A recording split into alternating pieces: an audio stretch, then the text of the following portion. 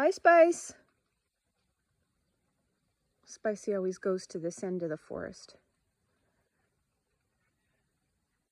Rusty goes that way.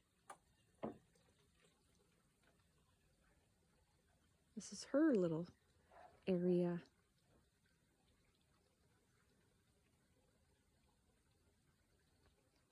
Although she does hang around a lot in the back here around the pond. Because whenever I call or whistle for her, she comes out of here.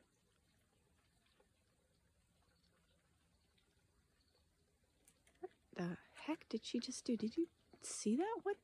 Is she showing off? Because she knows what the actual hell just happened. Okay, I gotta go. Okay. You know that's where the robins have their nests and eggs. Okay, I'll have to tell the robins when they come back next year that that is not a safe nursery area. Oh, wow. Okay. That's new, and I actually got it on film or camera video. So this is my septic tank well, or a cover actually, pump cover. And one of the jobs I've been putting off, but I guess maybe I could do it today if I get all the household things done, is I got to open this lid here to the septic tank. There's the other lid there. It's a big tank now that we have the parents here. And we got a new septic system a couple years ago. That's an expensive little project, but it failed, and that's never fun. And the septic bed used to be in this area here, and now it's all the way up the hill. So they need a pump in order to pump the effluent over to the septic bed. This area here gets flooded often. It's the oddest thing. It started doing that, geez, time flies so fast, but I think maybe about 5 years ago now. But it happened a few times. There was a year or so where it didn't happen, and the water seems to come from this end of the forest, and it seems to bubble up from the ground. And I built rock and earth dams to keep it back. I built them up more this year, and we actually have to build rent a pump to pump the water out, because it actually creeps up to the doors, and one year it actually flooded into the basement. That was not fun. And that flooding actually made the septic bed here fail faster. But then, you know, I got copies of the county records, and it was built when the house was built in 1976. So 40 years for a septic bed is a long time. So, but it could have lasted longer without the flooding. But the neighbor who lives over here, he actually built this house for him and his family. And he said they never had flooding ever. So lucky us. Something's happened to change the flow of groundwater, maybe, we think. I know that there's a gravel pit that was dug over there. So maybe it changed where water goes, and it went to the lowest part. And guess what? That was my backyard. So yeah, we've had to battle flooding several times. And it is a battle, because there were times we had to get up in the middle of the night and turn the pump on. And it was full of ice and snow. We had an ATV at the time, so we actually drove out into the water. Well, Arthur did. And repositioned the hoses if they got moved or something.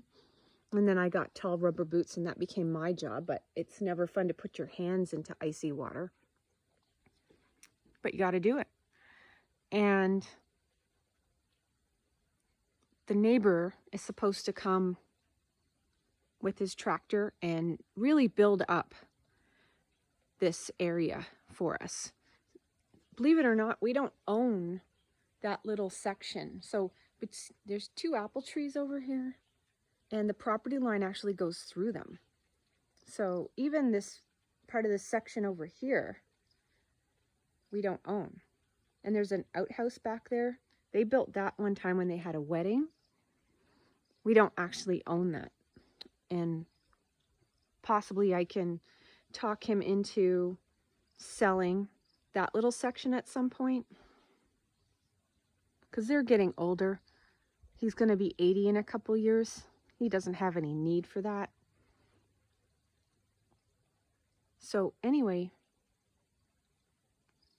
hopefully there won't be any flooding again next spring, and his loads of dirt and gravel will create an actual barrier if it does happen. So anyway, back to my original train of thought. We know that I lose my train of thought, especially when I haven't had coffee yet. Oh man, we gotta get that going. So I have to, okay, now that I'm saying it, I guess I have to do it.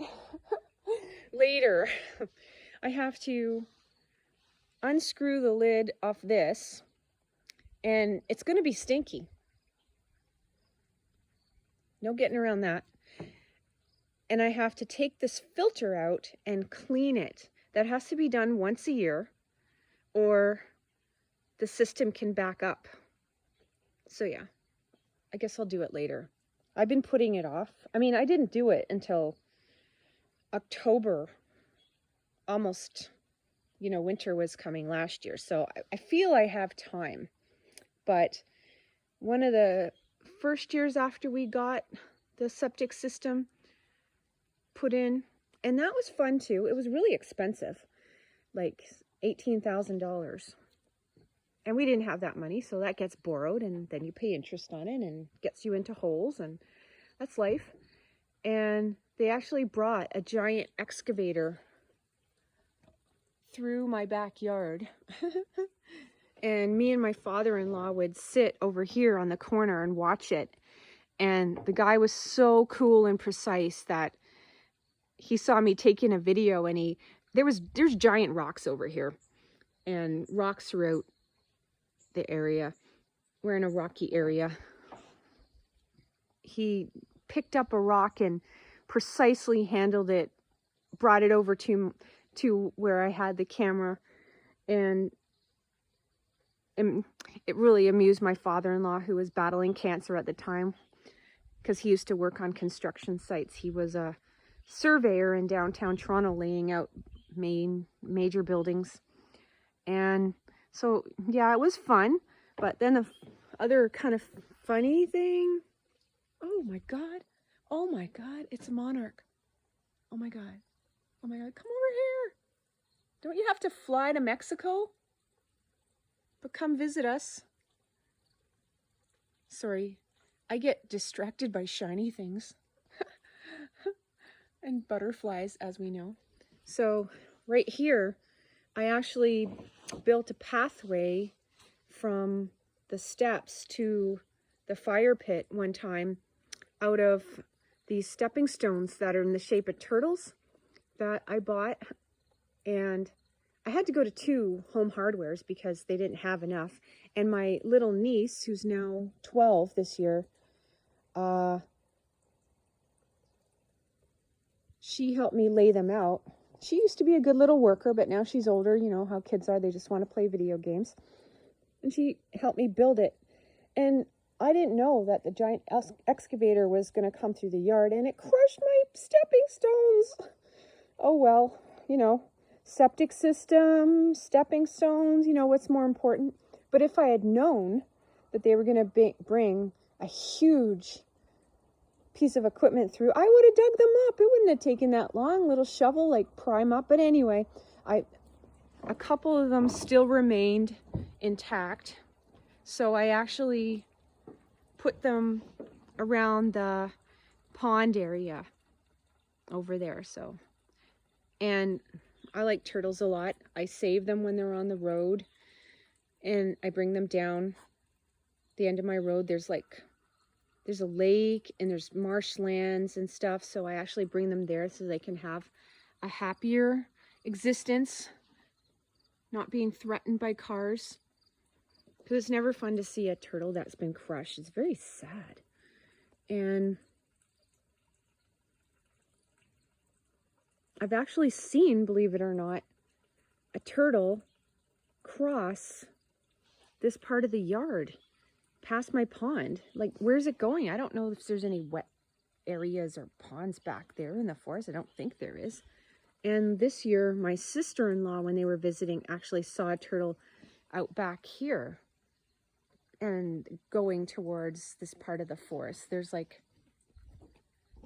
a kind of a trail, not really, going up there, and then there's actually a trail behind this, well, not trail, but you know, a little spot kind of cleared going up into the forest here. That's actually where I saw, there's Lucy. I saw actually one year a mother black bear and two tiny tumbling cubs. They were the cutest things. They walked through here, kind of stopped at this tree, and they walked up into the forest there.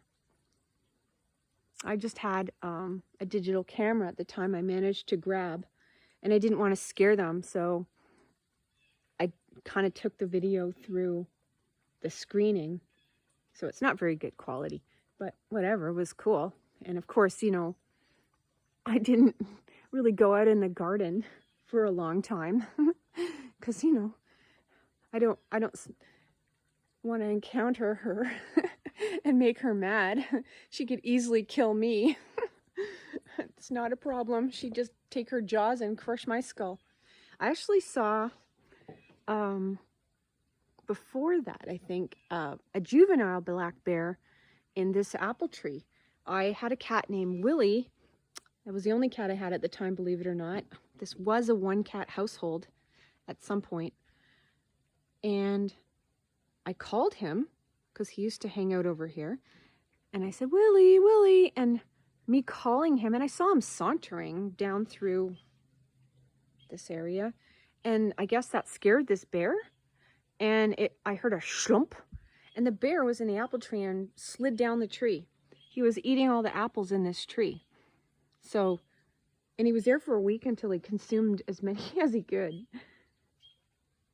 And so every day when I went out, I would look out the screen porch and check to see if the bear was still in the tree. I mean, yeah, I was juvenile, but you know, I'm sure he could do me some damage if he felt like it.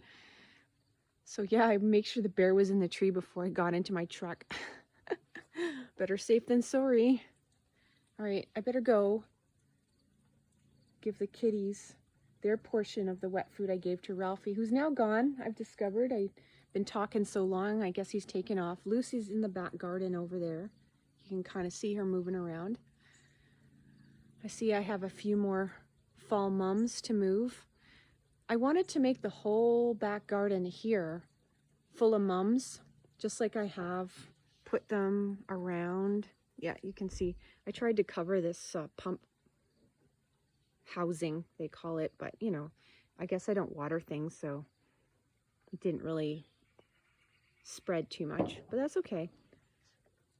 But they don't get enough sun back here because you see there's a lot of trees there, so I'm gonna move them elsewhere. Hopefully they'll do better.